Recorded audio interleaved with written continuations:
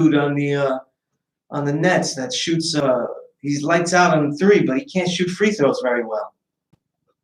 I don't know. It's some alternate universe here. You know what I mean? But we did our show. We did Spit Gems, FU, They Are Ribs, Rikers Island Boxing School. One of the great albums of this year. It doesn't matter what else comes out, though. That's going to be on the list. It doesn't matter what comes out. That will be on many people's top 5, if not the best record. So you'll want to do the knowledge and really some details of their career and everything like that. And I'll be referencing them for a particular point that I want to make that has nothing to do with them later. But shout out to those brothers. Peace to those brothers. DJ Toshi, go to DJ Toshi Classic Storm, Toshi, DJ Toshi Classic Storm, Podomatic, and do the knowledge. You know what I mean? If not, go to my IG. All those links are there. Classic Storm Radio on the IG. Also, I always like to addendum my last show 86. Show 86, my last show with Marcano, aka Power Rule of the Leftovers. You know what I mean? I'm part of the Leftovers, NYC. So we had a discussion about what this music means to us, what it means to be an anti-gentrification group, and what it meant to be part of, for me, what it meant to be part of this album, part of Marcano's movement that he is leading, and the incredible work that he did by making, to me, one of the great anthemic albums. You know, I just mentioned Ribs, and I mentioned The Leftovers NYC debut album, Engraved in New York. Those are 2 of the great anthemic albums of this year. You know what I mean? If you want to know what the vibe is, you know what the vibe is as a warrior this year, you got to start with those records. You know what I mean? And we had a great build, you know what I mean? And we'll be building again soon on other things, all of that.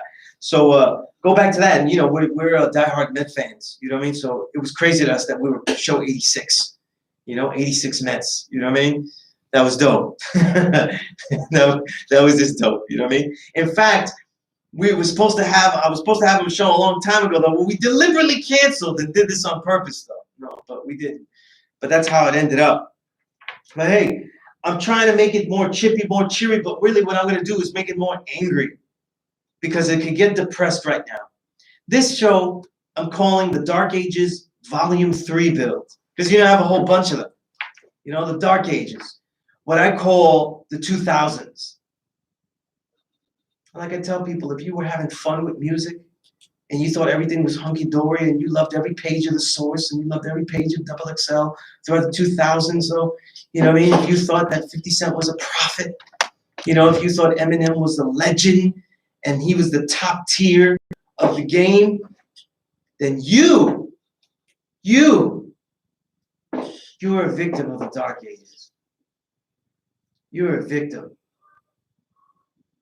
If you thought Missy Elliott, though, was a genius, you were a victim of the Dark Ages. If you thought the Beats, but I don't know, you know, I could be picking on people, Timberland, Swizz Beats, whoever it was, you know. If you thought those were next level, iconic productions, you were lost in the Dark Ages. The Dark Ages are a very confusing time. It's when the music explodes in popularity. It's when the hip-hop media and when hip-hop music and everything that's branded close to it explodes. Explodes monetarily.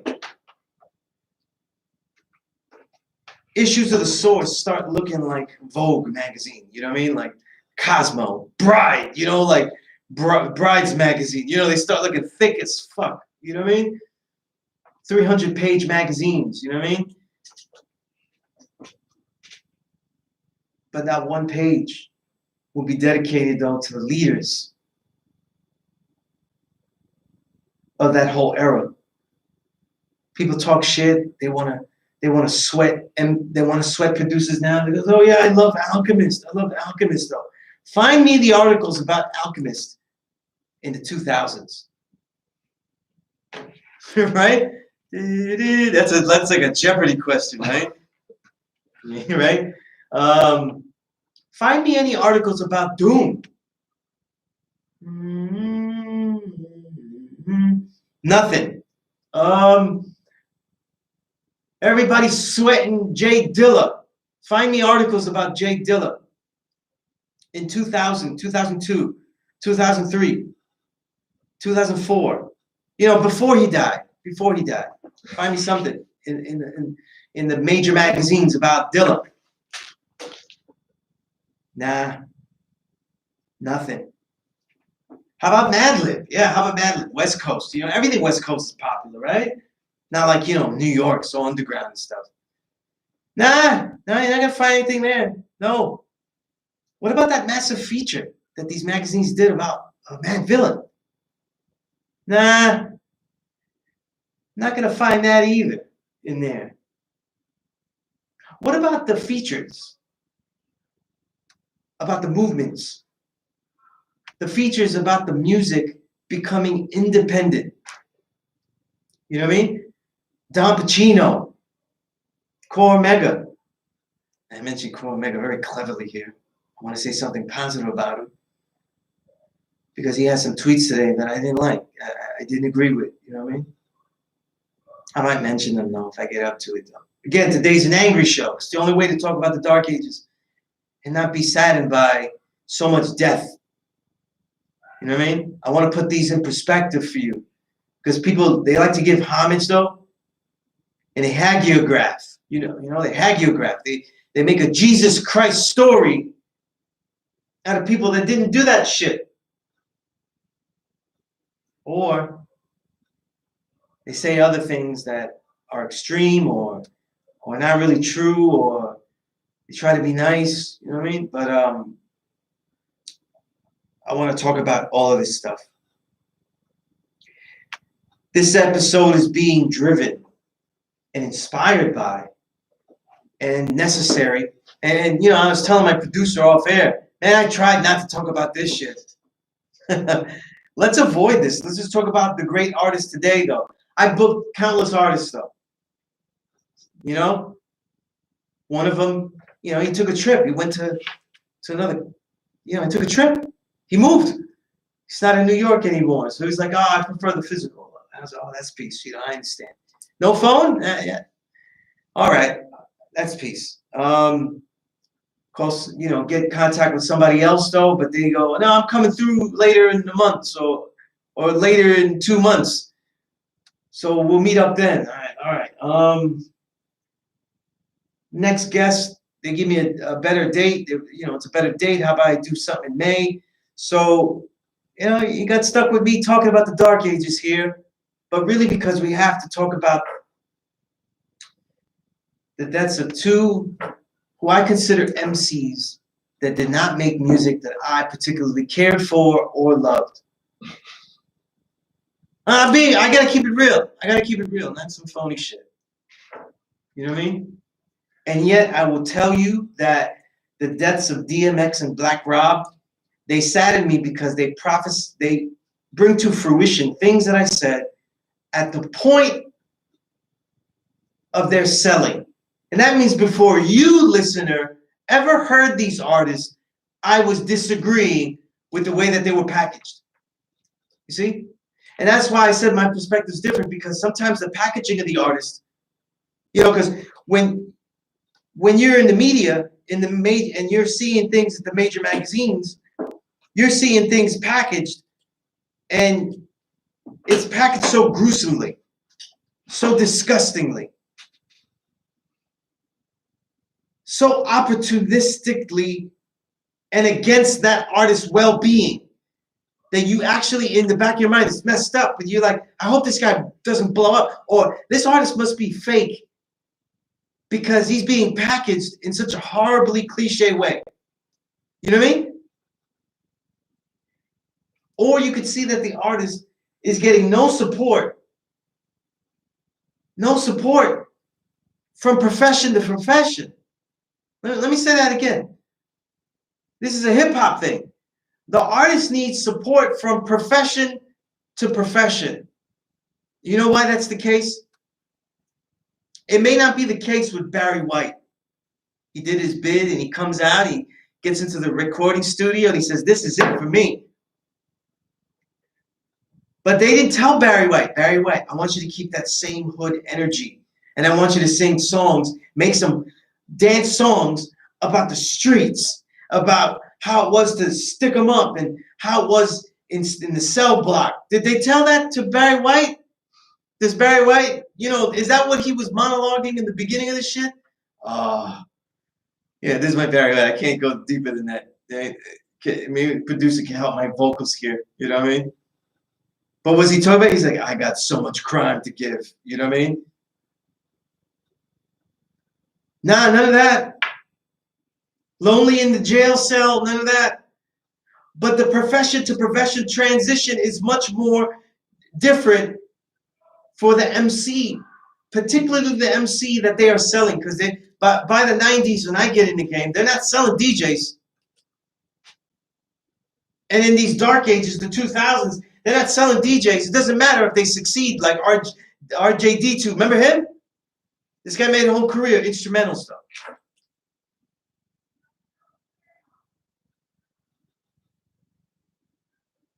They weren't selling you, excuse me, they weren't selling you LP, right? They weren't selling you progressive stuff. No, they were selling you the street nigger life. And I'm saying nigger with the ER, the nigger life. That's what they were selling you. And that's what these bios read like. Bios from the label, meaning that I don't have to write anything. I'm going to write down and take chunks out of this stuff. You know how lazy that was? That's how you do it back then. That's how you do it back then. That's why every article you read sounds the same too. And that's why the editors, they want it easy like that so they can transition. Put it down the conveyor belt. Let's put this down the conveyor belt, and we have the same guy come up again. And oh no, his articles are a little bit different though. And guess who knows this by actual fact? Me, because everything I wrote, I was deliberately trying to write something different. And I said, hey, listen, you're writing this stuff a little too different. You got to change it. And because everything's a factory. It's a factory output. And that's not just in the music magazines. That's everywhere in the magazines. That's why there are very few voices. The special voices are being kept for the column. And that's why we were able to see Bones Malone really, really shine. You know what I mean? Because he had the power to get his own column. That's why the column was always the Holy Grail. The column was always the Holy Grail. Because you got to write robotic everywhere else.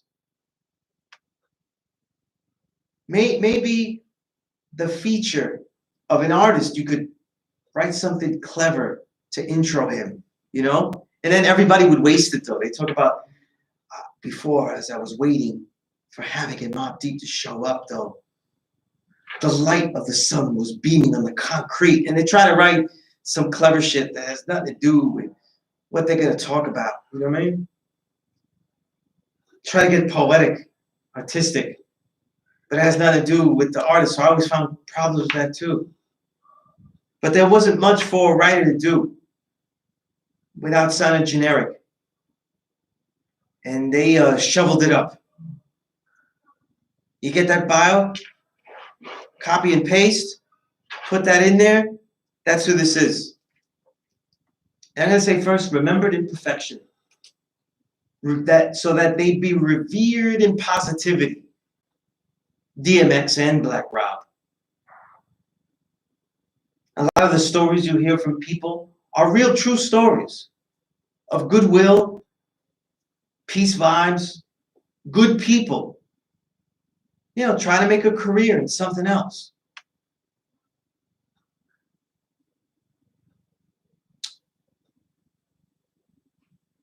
But I'll say this, right?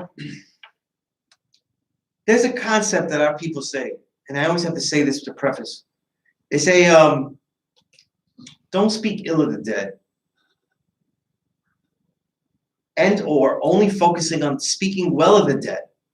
Speak well of the dead, not the issues that they're, and certainly not even the issues that their deaths raise. And I'm telling you, though, that I'm a historian. So I'm going to talk about that shit. I'm gonna tell you the good and the bad. I'm gonna put this in a context.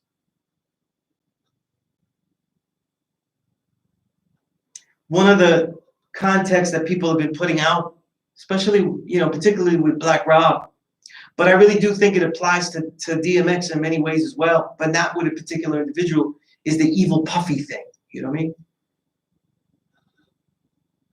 And the trials and tribulations that all of the people that Puffy put on and what they went through. And I'm saying that's the black excellence that you wanted. You know what I mean? I said this, right? I tweeted this. I said, now everyone has critiques of Diddy and or the industry as we see stars return to the essence, pass away.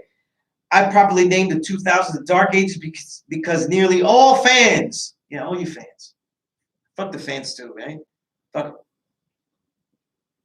Sellout rappers, pseudo journalists, embraced big wigs, and adored the flimsy twigs they let y'all grasp. That's a respect, faith, truth. You loved it. You loved it. I was there. I was there. How many people I interviewed? I can't tell you how many people I interviewed, though, horrified me.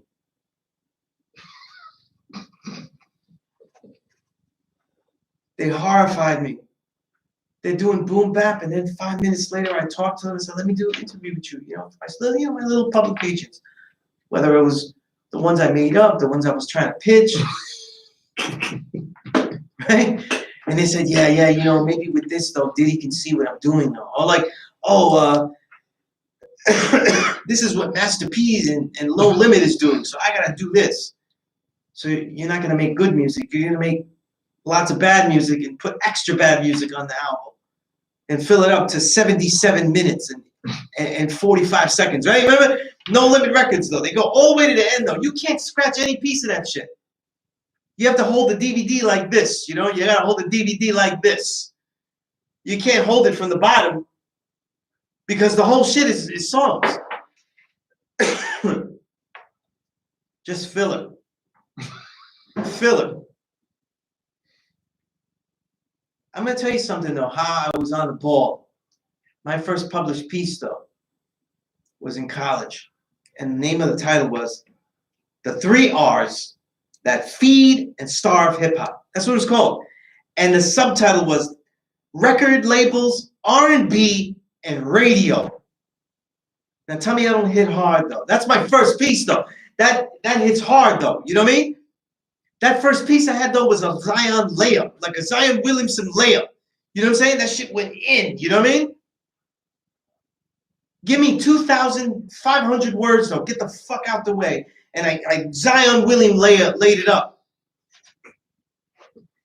I was angry from page 1, article 1. The record labels. The record labels.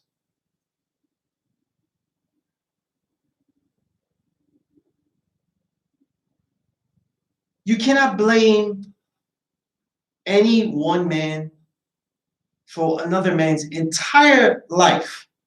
So it doesn't make sense to blame Diddy for like, oh, he killed Black Rob. You know what I mean? Like, he killed him, That's just nuts. But I'll tell you something, he didn't help. He didn't help. If the man died young, though, and years were shaved off, he shaved off some of them. Let me tell you what he did.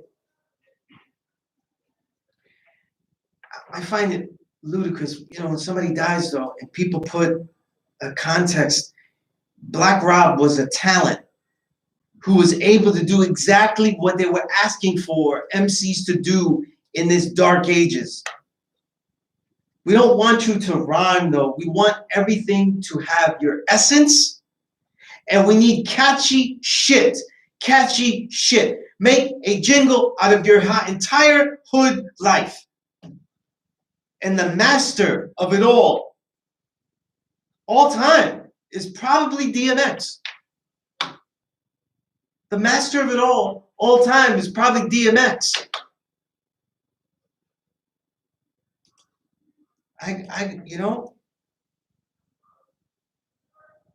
Brothers have baby mamas, they have We got all this kind of hell though. We always go every now and then what these bitches want from a nigga. You know what I mean? Like, right? We always do that.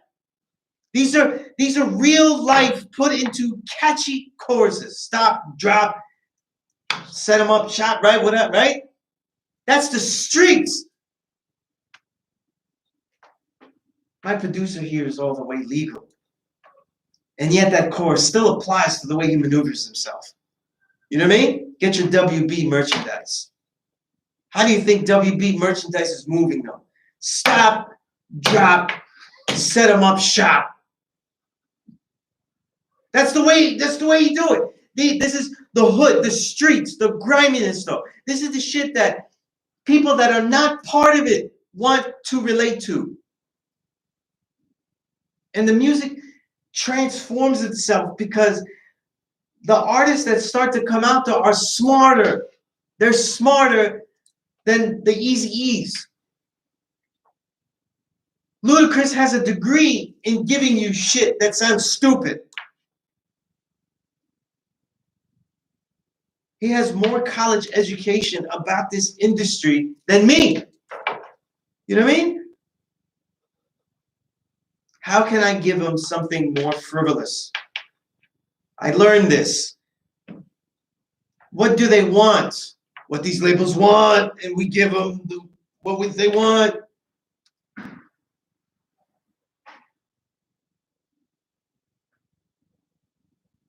So these are masters. Me personally, I will say this. DMX is an all-time live MC. Easily can put him on the top of any list. My all-time though, is I'm going to talk about later. But he's up there with the Busta Rhymes, Method Man's, KRS Ones. You know what I mean? As people have been sharing that clip, he didn't need a heavy light show. You know what I mean? He didn't need explosions at the side. You know what I mean? To make the shit sound hype. He's a master. He's a master MC. One of the last that really comes from the street, not just doing the crimes that the audience lusts for. They lust for this. I need to hear crime. I need to hear violence. I need to hear a black man kill other black men. I need to hear that. I fiend for it. You know what I mean? I know that when they saw that cover of DMX drenched in blood, is that black blood that they took?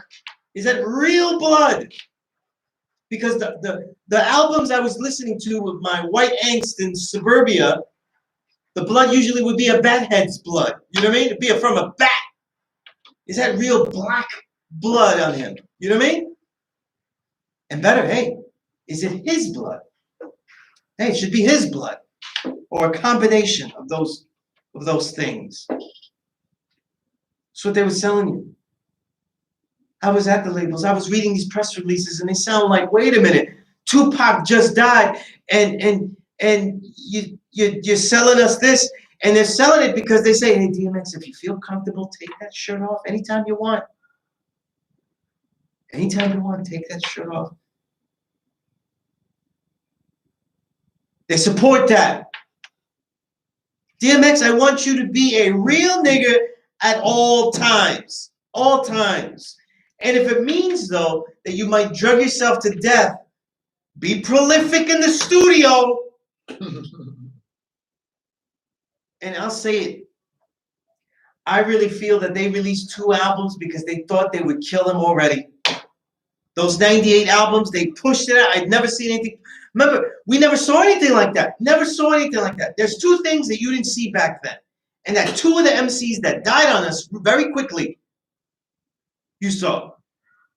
You never saw more than 1 album a year. And mind you, today's equivalent, it would probably be 4 albums because it was long. They're long, very long. And you never saw MCs doing as many features as possible. That's what Pun was doing. That's what Pun was doing. He's trying to do a feature with everybody. Remember Pun and Noriega, they joking on the skit? Well, Pun is saying, I'll do any song With any nigga, I don't give a fuck. I don't care if I don't like him. Let's get that money. Right? They knew that the lifestyles of these artists might not give them production for a long period of time. So, you know, let's, you know what I'm saying?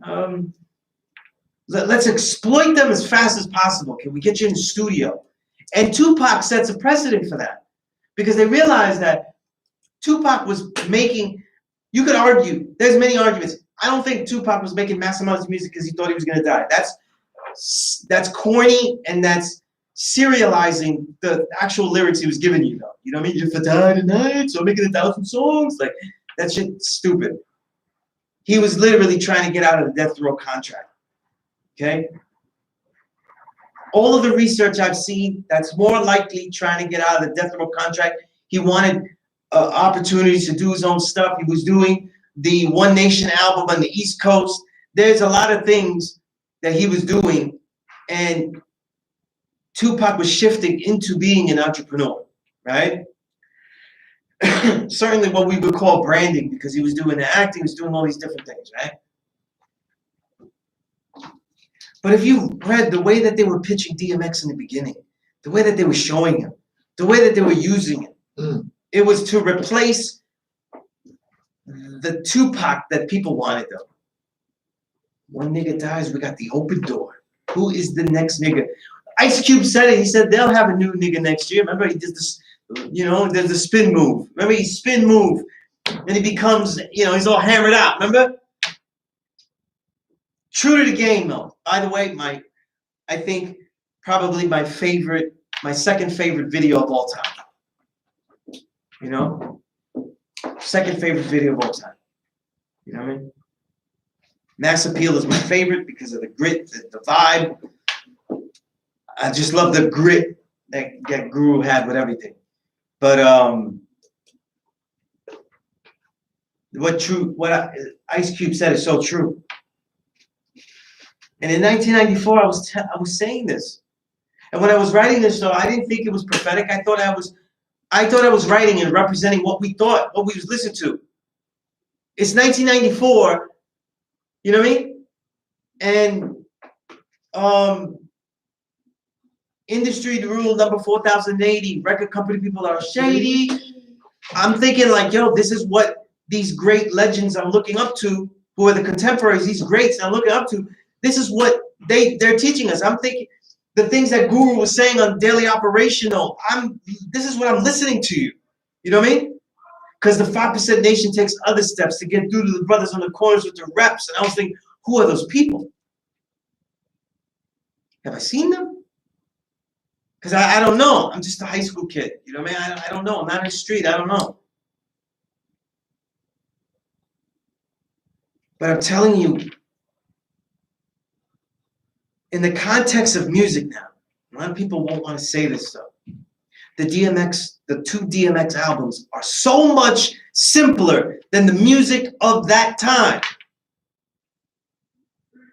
And it's not a diss. It's real. The musically, DMX's first two albums compared to the rest of the output in '98 is basically child's music, a kid's music. Basic breaks that if somebody else had them, you wouldn't like it. Don't give me any shit. A lot of those beats, you wouldn't like them. And don't give me some of the big hits, the one, you know, Rough Riders Anthem and thing like that. Go through that album. Now, the classics. I'm talking about the top tier albums that we can easily argue are greater than the work that he put out in '98. Even though the work he put out in '98 is seminal, it is necessary in your collection, and it is the biggest pop record albums of hardcore albums of that year, '98. Gang Starr's Moment of Truth. Now let's talk about music, though.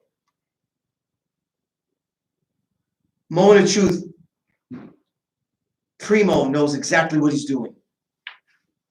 Listen and you know my steez, though. Using a pop speaker to make a breakbeat. songs like albums like Outkast's Aquemini. You go, no, Soonies is on his New York shit again. He's going on bullshit. He's such a sellout to New York. It's just a disgrace. I'm a disgrace to Medina right now. But the music on Aquemini is way beyond. The sampling ability, the quality of the sound, it's not even close. The music that Lauryn Hill was putting. No, Soonies, it's not a rap album, though. It's an MC album, damn it. Lauryn Hill, you want to not call it a rap album, let's call it an MC album. And I hate this though, because mainly men that say this shit. Because nigga, if you could sing, you'd be singing like a motherfucker though, and rapping at the same time. And I laugh because when people tried to go pop with their hip hop,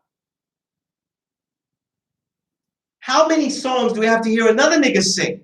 But when Lauryn Hill sings on her own songs and doesn't need you for a chorus, doesn't need 112 to sing the fucking hook. She's not an MC because she's singing all out of the shit. That's MC, master of ceremony.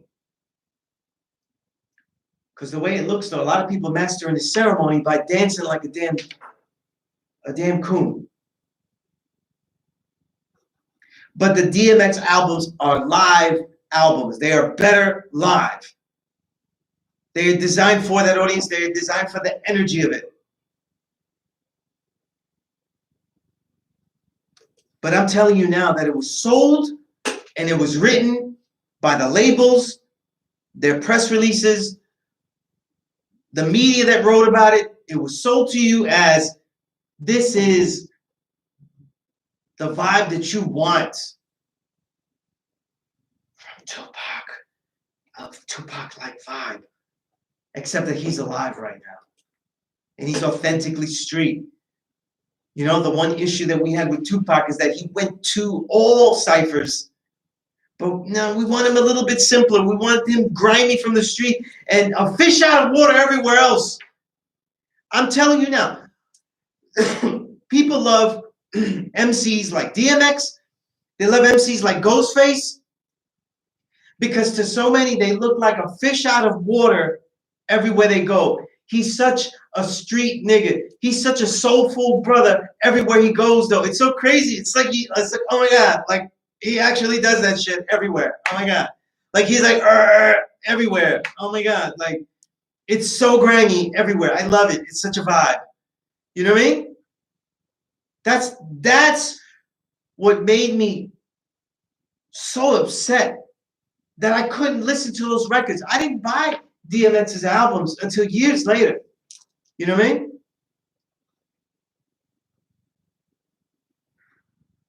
Big pun. You say, if you want to put it in a context though, debut MCs, are we really just trying to we have to put DMX in a context. This is the same year that debuted Pun. Not technically his debut because it was next year, but we started to see Mos Def. Debut Lauryn Hill solo, even though she's already out. And music was so much more complex. It was getting complex. DMX came and simplified the music just when it was getting really, really, really, heavy. As in heavy mental. I just want to see the disparity of 1998. DMX here, and then heavy mental. That's the quality and the diversity of that year, 1998. It's exceptional. And that's why if I critique the Jay-Z records, DMX records, others, and put them into a context, is because it's a whole universe. It's not one thing. It's like saying, it's like the same thing as if we said Mark Anthony, like, oh man, Mark Anthony's incredible and stuff. But his music is baby stuff compared to the musicians of now. Now, the musicians out there playing more complex arrangements. the soneros with better soneos. So when you go on social media, they're gonna do that. They want to put it into a context. Oh, yeah, he was the best. That's fine. But I'm giving you the science on the music. I'm telling it like it is, and it's disappointing. It's disappointing to me. You know what I mean? Black Rob,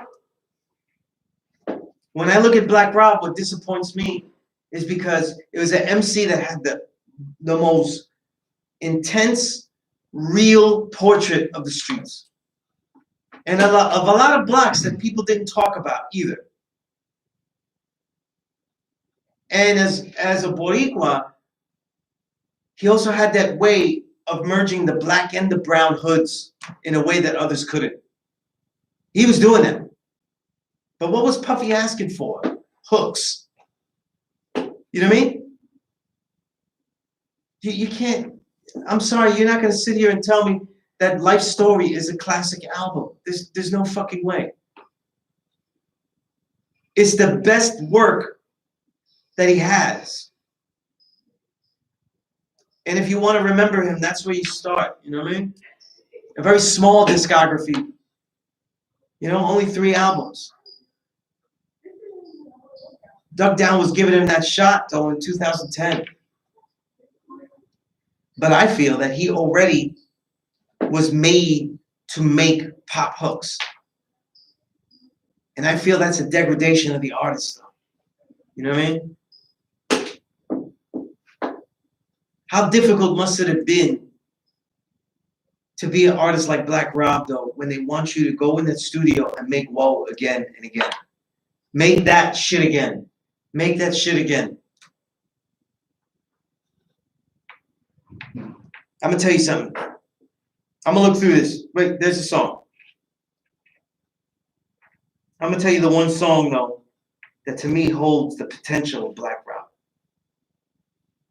And why Life Story, though, is like many Puff Daddy things, marred by the poppery.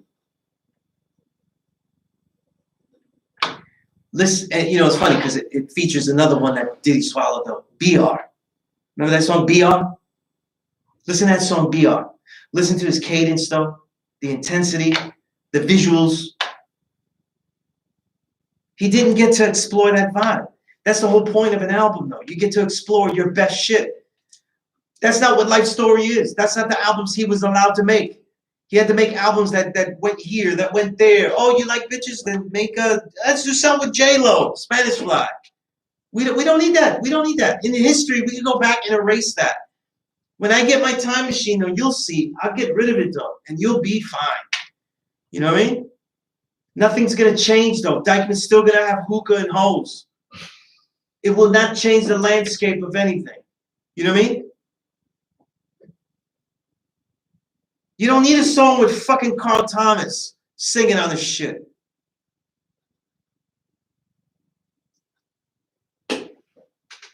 You don't need the gimmicks. And let me tell you something. I'll say this, though. I always hated the mad rapper. Fuck the mad rapper. You know why? Because he ridiculed a lot of the real gripes that a lot of great artists had. And it was a way of ridiculing it and making the success that Diddy was portraying as the end-all, be-all of what this music is about.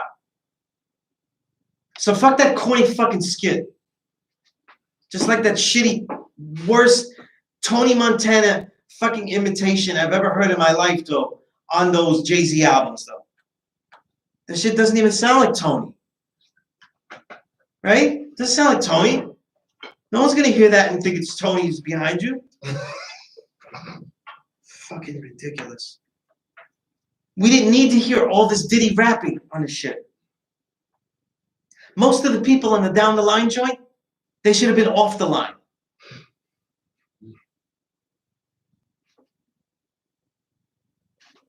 So when I think of Black Rob, I think someone that wasn't able to reach his musical potential.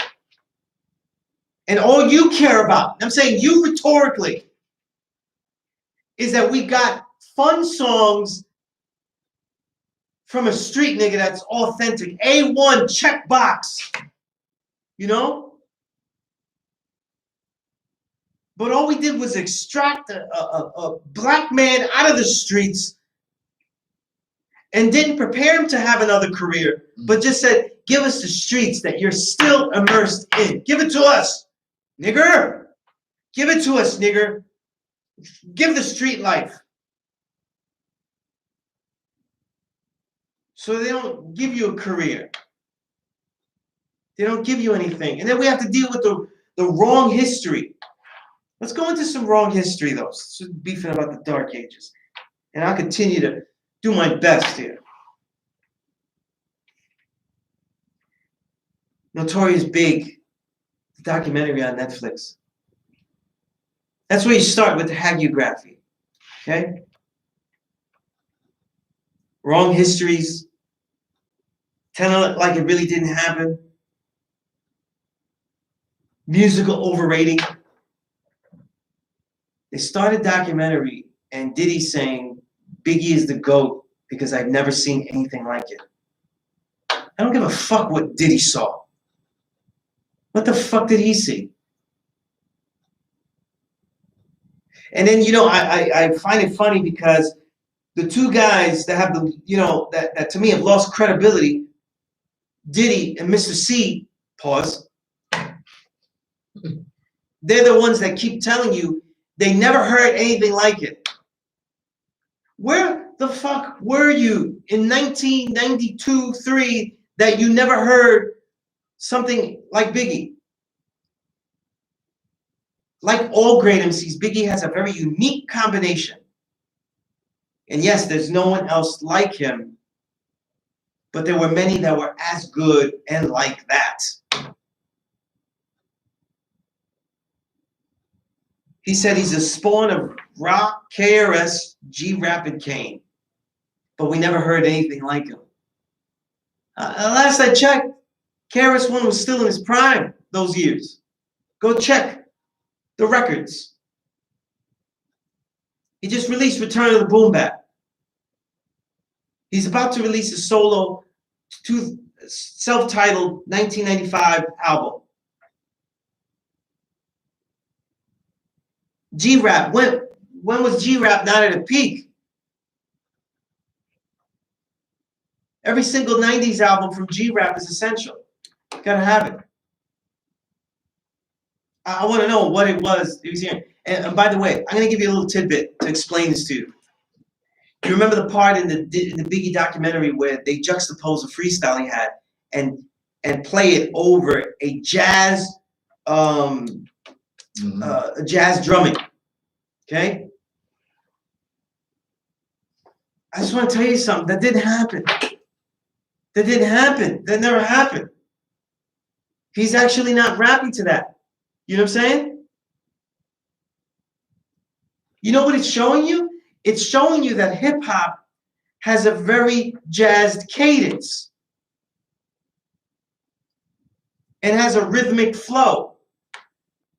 But it is not next level because, last I checked, Rakim literally writes his verses in a jazz cadence and in a jazz style. Go to the, what was it, the Ice-T documentary about MCs.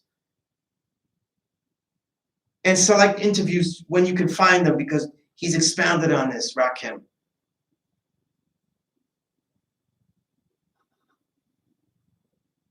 Biggie was an incredible talent. And the most unique thing about him to Diddy really was that Diddy got him.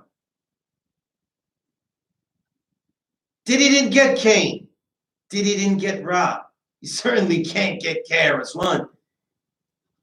He didn't get any of the Wu. He didn't get Nas. He got Biggie. And why is that important, what I just said? Because these ciphers all knew each other. Jay was a Damager, RZA, Nas, all these people knew each other. Just like today's hip-hop ciphers, though, we all know each other. All of us, like all these MCs and artists, the same thing back then. Diddy was able to put his cash chips in there, and he had a model to work on. He comes from seeing how Heavy D was sold, and he could do that with Biggie, a hardcore version of Biggie, of Heavy D. It's funny stuff.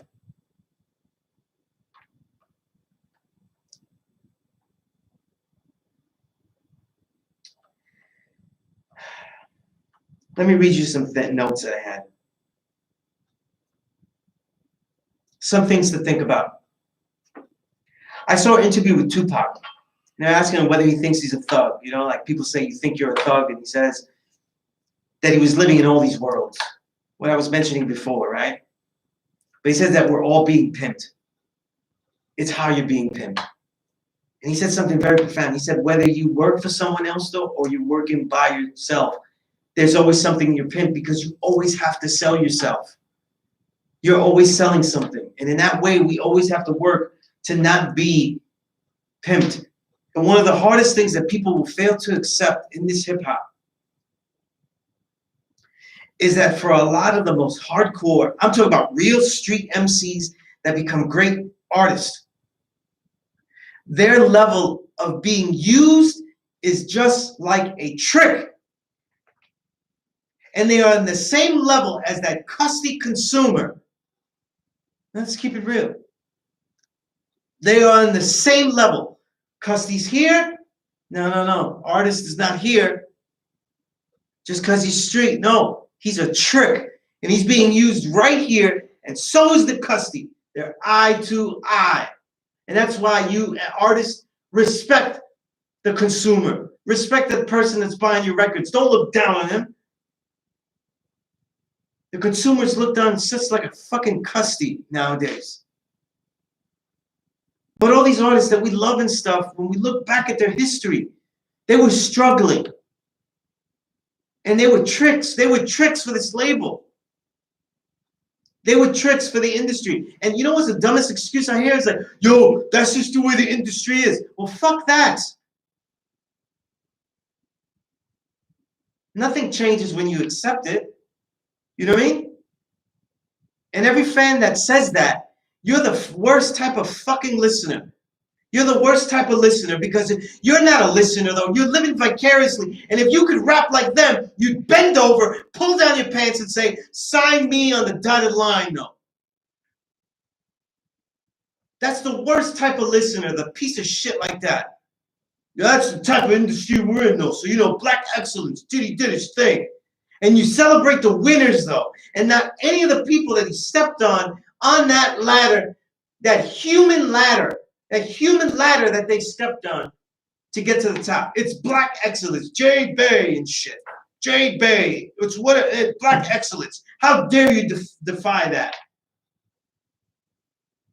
And I'm telling you, you like that shit. I got a bag of shit music here that keeps blowing up.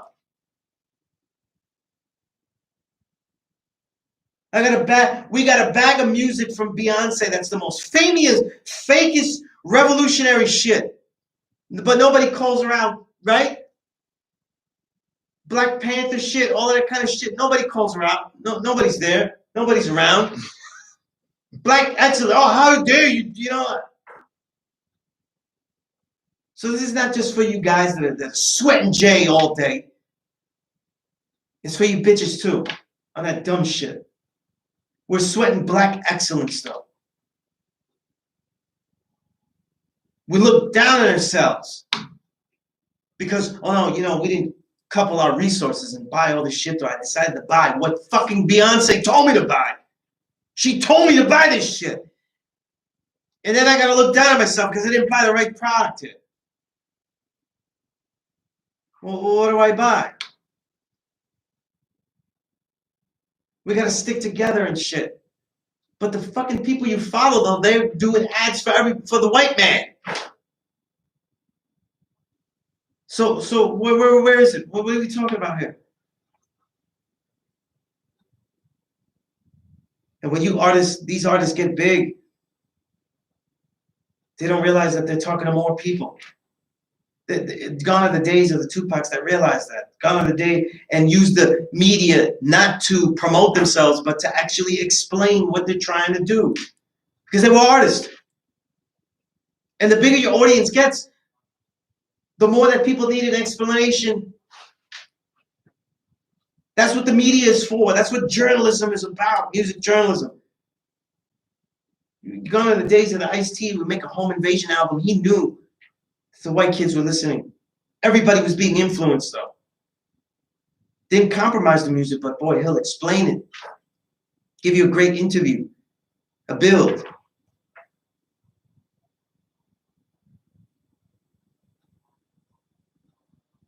So now I look prophetic. I'm prophetic because this music keeps getting shittier.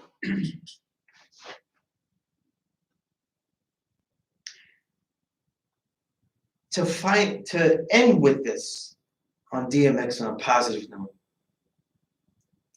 I personally think, as a collector, the first 2 albums you have to have. If you're a deep collector, the first 5.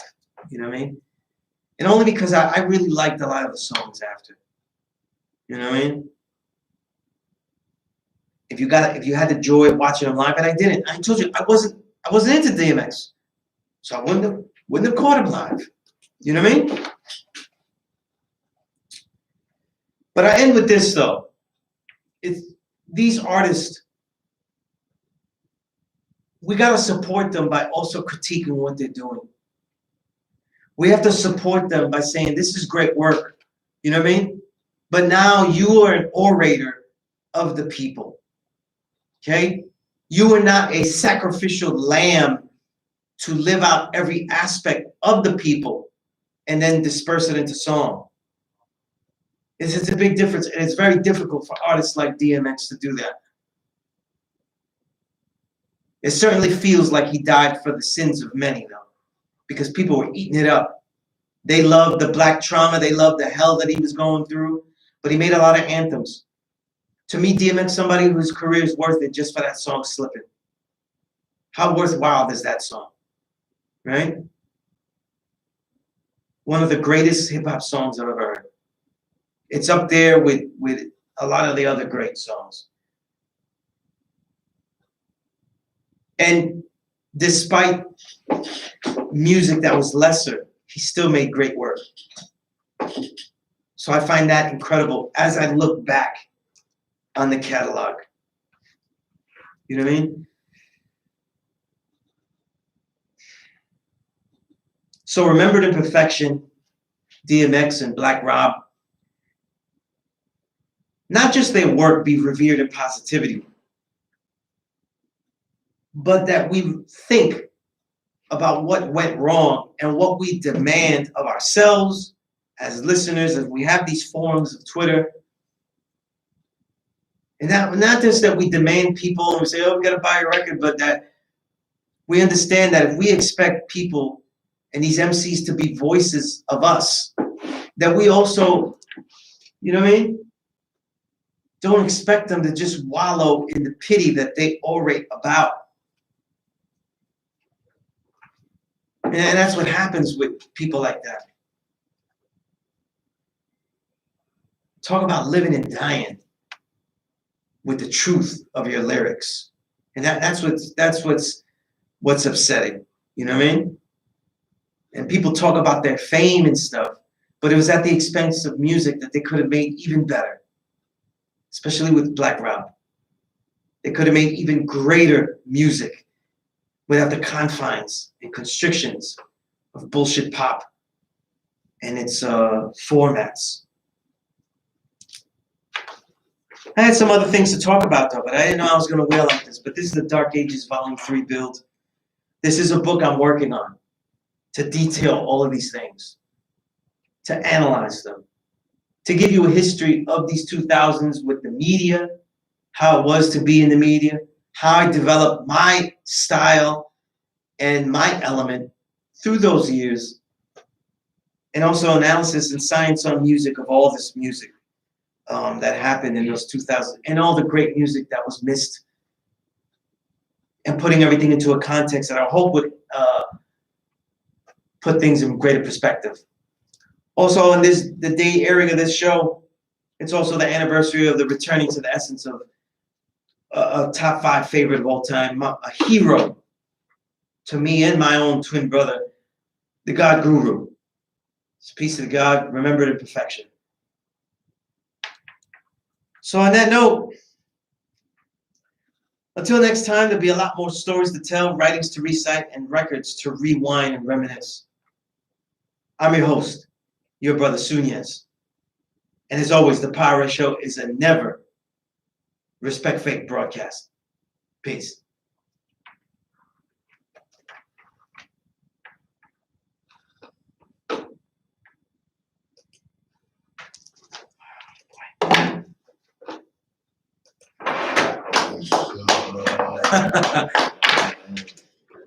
That was a good one. I felt bad because I kept laughing.